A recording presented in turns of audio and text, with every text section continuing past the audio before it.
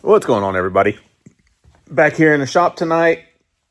Going to go over ShopTruck, make sure everything's good to go so that I can head down to Truckfest at XRP this weekend. Just want to look everything over, make sure nothing's starting to break or fall off, because I did build this thing. I did weld stuff. It could fall off. So far, so good. But I did mention some of my, maybe I mentioned, my two rear shock sensors, like, they didn't break, but the bolts that hold them to their mounts did, which is kind of weird. So I'm going to figure that out, remount them, plug them back in, and just go over everything. Probably change the oil in it, make sure everything's good there. Well, we still got good oil pressure, but it never hurts to look at everything and make sure there's no surprises. So, but first, I'm sure you all have seen Ms. Murder Nova's new Bronco that Sean got her on the 187 Farms channel.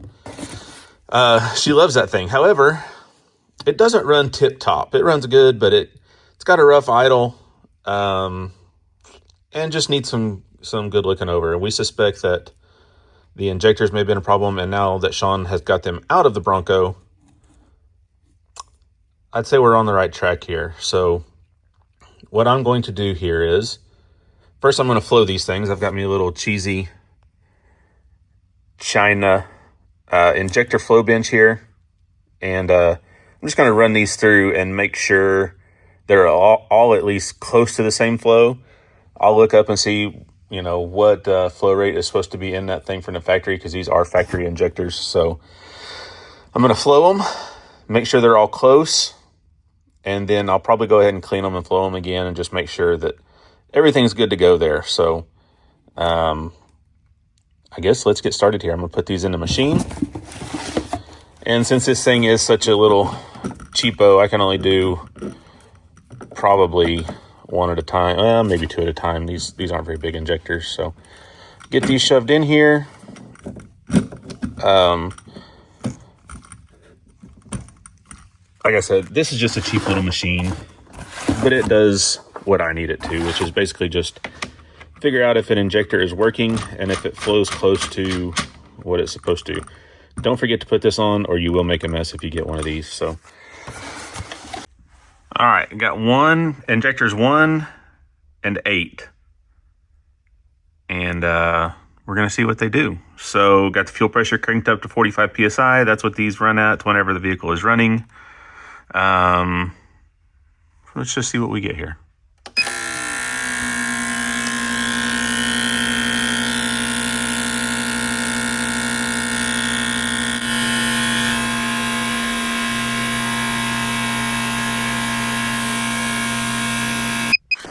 Okay, so we let it run for a minute there, and that's 64-ish cc per minute. And then this one's actually a little bit lower. It's like 62. That seems kind of low. So I'm going to check the other 6, see what they all come out as, and we'll see what happens from there. All right, we are in a decent spot now. Take a look at this.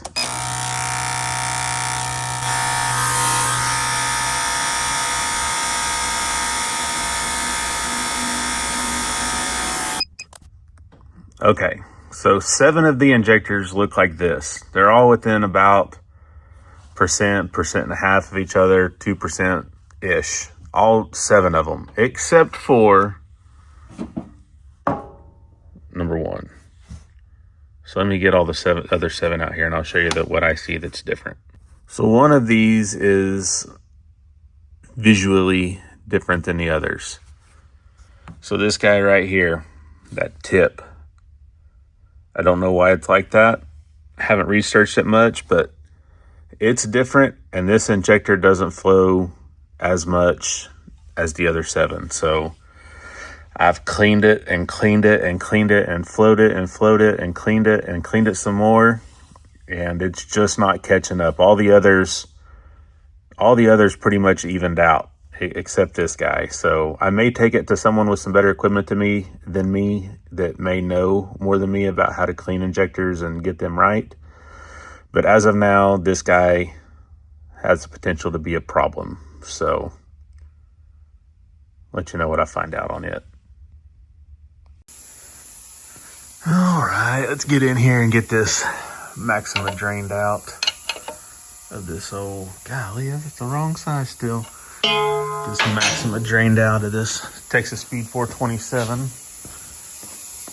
I got the perfect size for that drain plug though.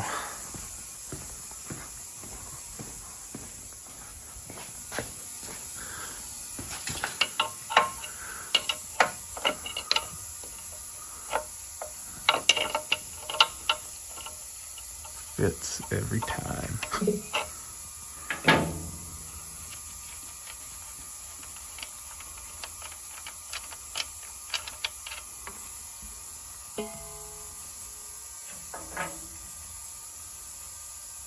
Probably should have took the oil cap off up top.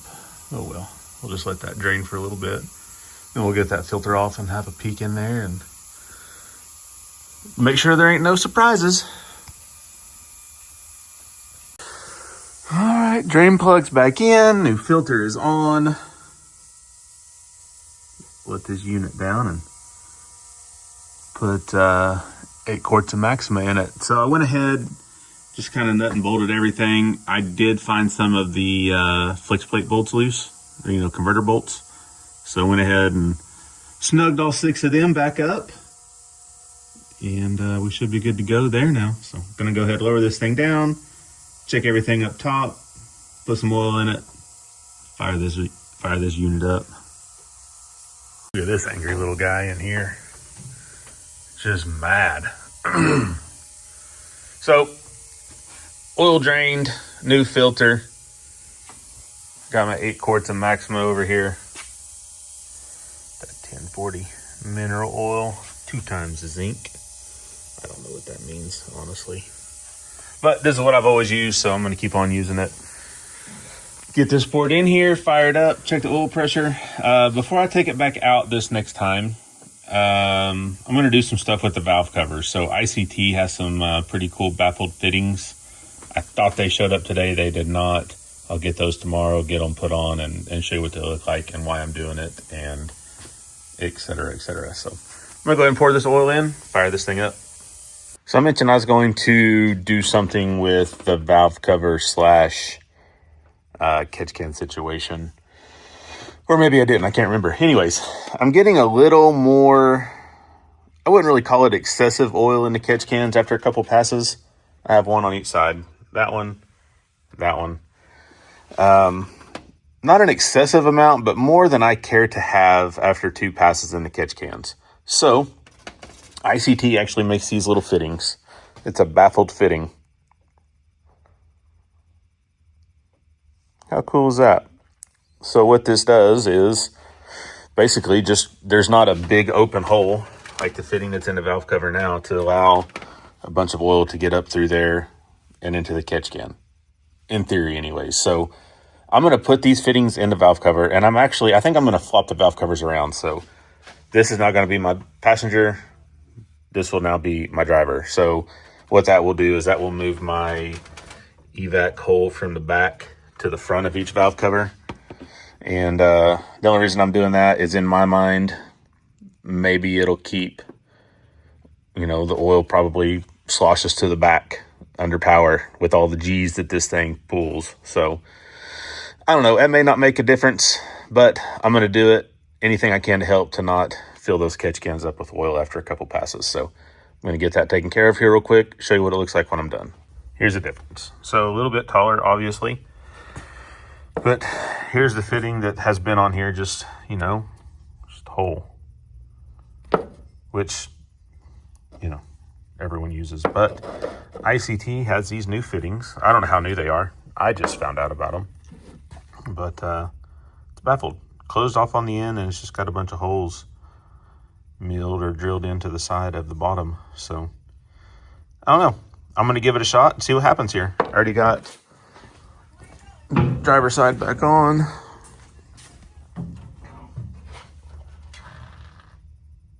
I don't know. I may not like this.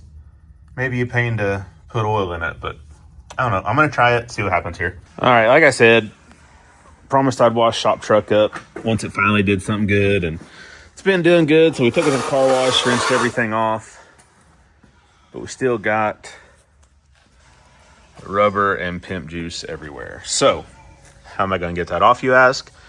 Well, on fresh pimp juice, like if I were to have got home and wanted to fix that immediately, I would just use like some WD-40 or some Maxima MPPL, put it on a rag, wipe it off. Well, this stuff's been here for a while. So what I'm using is, and this is at the direction of Chris from Performance Detailing,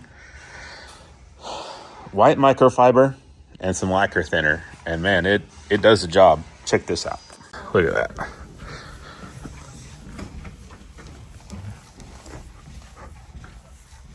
Give it a little elbow grease, but for the most part, just comes right off of there.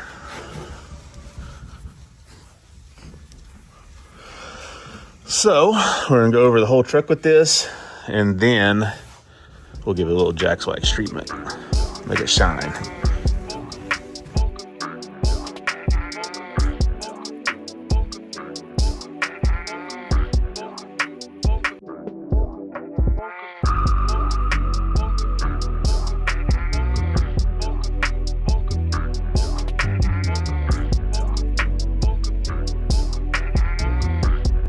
All right, got ShopTruck all cleaned up, got it looked over. Everything seems good to go. Oil change.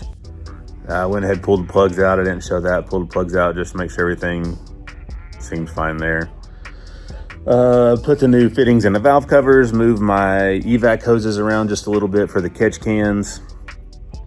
I don't know. Not much else to do.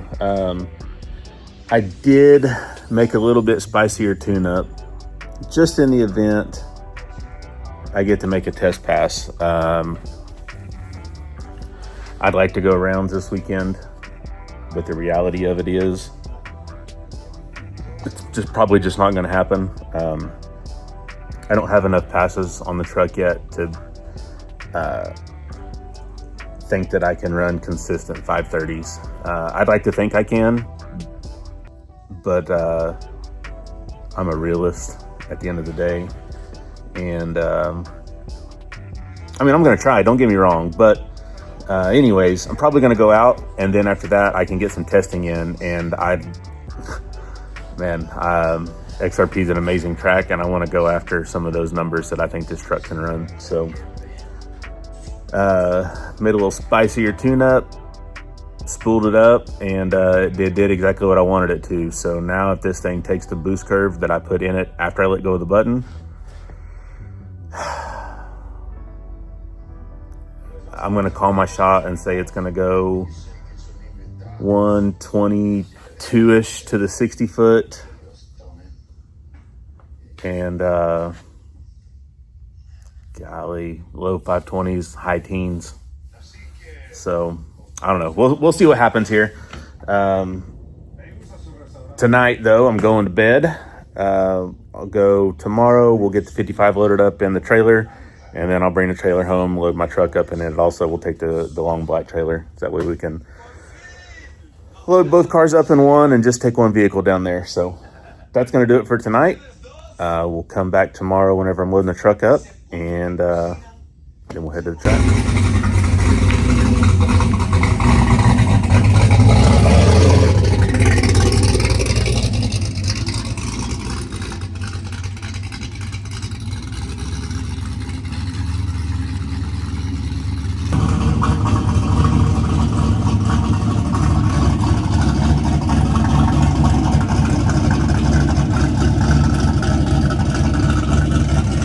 Loaded. Got ShopTruck in here, 55s up front. There's a couple of heavyweights in here. That's pretty crazy. The truck ain't even the heavy one. So, ready to go.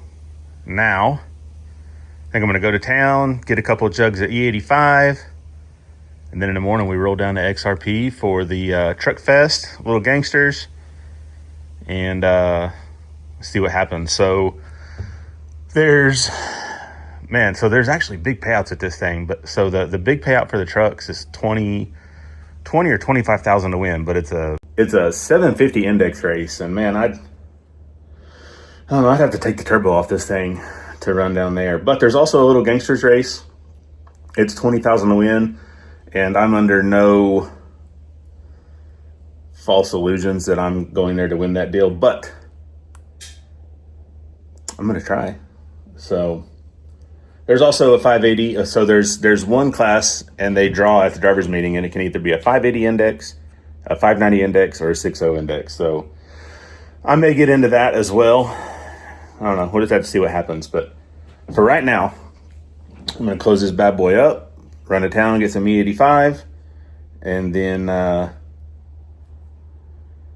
get ready to go racing in the morning. I'm going to leave here about 7:30. And it's about a 4-hour drive, so we'll get there noonish-ish, and then driver's meeting's at 1:30. So that should give us plenty of time to get set up, get ready to go. So that's going to do it for this video.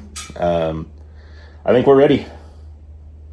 Ready as I can be anyways, so we'll head down there and see what happens. Thanks for watching, guys. If you haven't already, go click that subscribe button, share the channel, like the video, drop a comment down below. Tell me, do you think I have any shot at winning Little Gangsters at Truckfest here? I'm good with it, whether you think I can or not. I'm going to try. So drop a comment, tell me what you think, and also head over to phantom405.com. All of my shirts right now are on sale. Then, if you enter code ShopTruck at checkout, you'll save $5.36 off of every shirt in your order. So head over to phantom405.com, check it out, and I sure appreciate it. And I will catch you on the next video, guys. Thanks for watching.